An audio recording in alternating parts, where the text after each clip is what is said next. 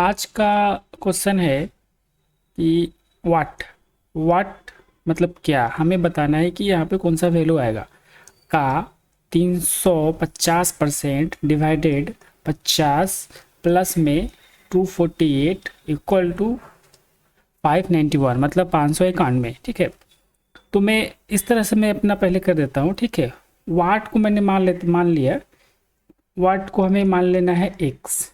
ठीक है, फिर का को हमको पता है, का का मतलब होता है गुना।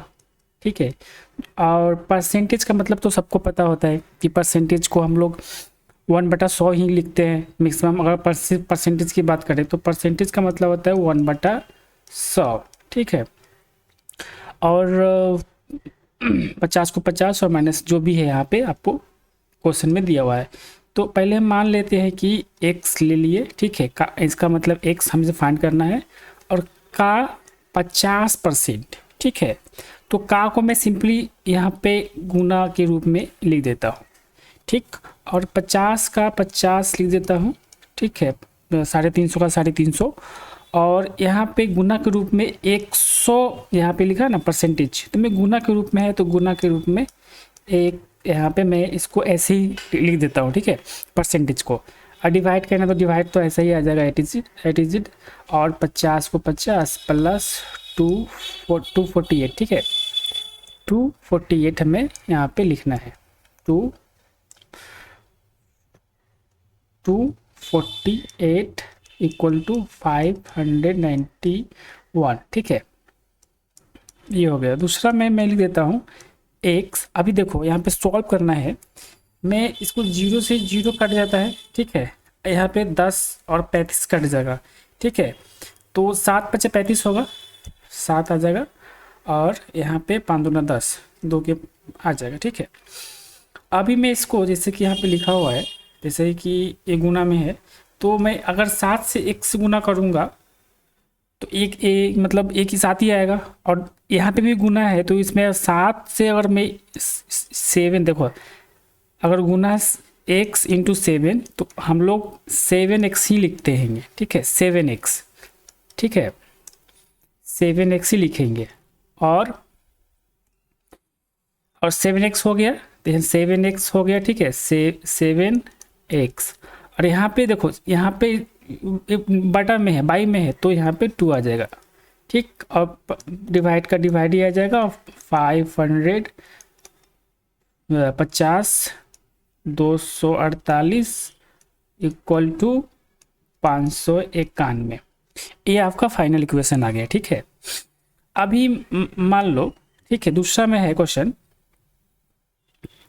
मैं इसको थोड़ा छोटा कर देता हूँ। ठीक है, तो थोड़ा सबको समझ में आ जाएगा। ठीक है, अभी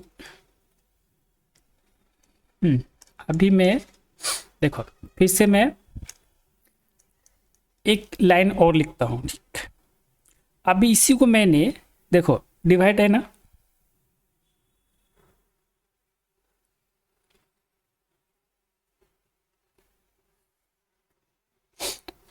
ये डिवाइड है ना, तो 7x को मैं 7 लिख देता हूँ बाई 2, और डिवाइड को मैं चेंज कर देता हूँ गुना में। ठीक, और 50 को मैं देखो, 50 को जैसे ही गुना में, यहाँ पे जैसे ही मैं गुना में चेंज किया तो 50 का रेसिप्रोकल हो जाएगा, प्लस का उल्टा हो जाएगा। तो यहाँ पे कुछ नहीं होता है, तो यहाँ पे 1 होता है, तो मैं इसको उल्टा करूँगा तो ए यहाँ पे ऐसे आ जाएगा। ठीक, प्लस का प्लस रहेगा, 248 का 248 इक्वल टू 591। ठीक है, मैं इसको थोड़ा सा छोटा कर देता हूँ, तो थोड़ा सा छोटा मतलब आपको ये प्रॉब्लम ना आए। ठीक है, अभी स्पेस मिल जाएगा मुझे। अभी देखो, जैसे कि यहाँ पे इक्वेशन हो गया, अब ये गुना करना है, तो जैसे मैं 7 को इसमें 7x को वो मैं गुना करूँगा। ठीक है, तो मुझे यहाँ पे 7x ही मिलेगा, 7x बटा, यहाँ मैं 2 को 50 से गुना करूँगा तो मुझे 100 मिलेगा। ठीक, प्लस को प्लस ही रहेगा, 248 इक्वल टू 591।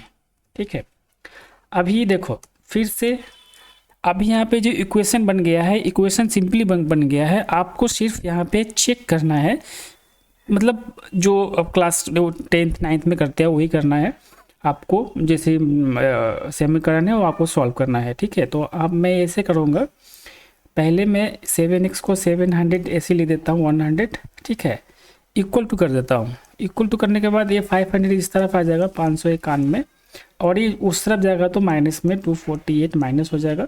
सॉल्व करने के बाद आपको ये इतना मिलेगा 7x प्लस 100 इक्वल टू, अब माइनस करेंगे तो मुझे 343 मिलेगा, ठीक है। मैं इस तरफ लाऊंगा, ठीक है। तो मुझे कितना मिला 7x, ठीक है, इक्वल टू 343,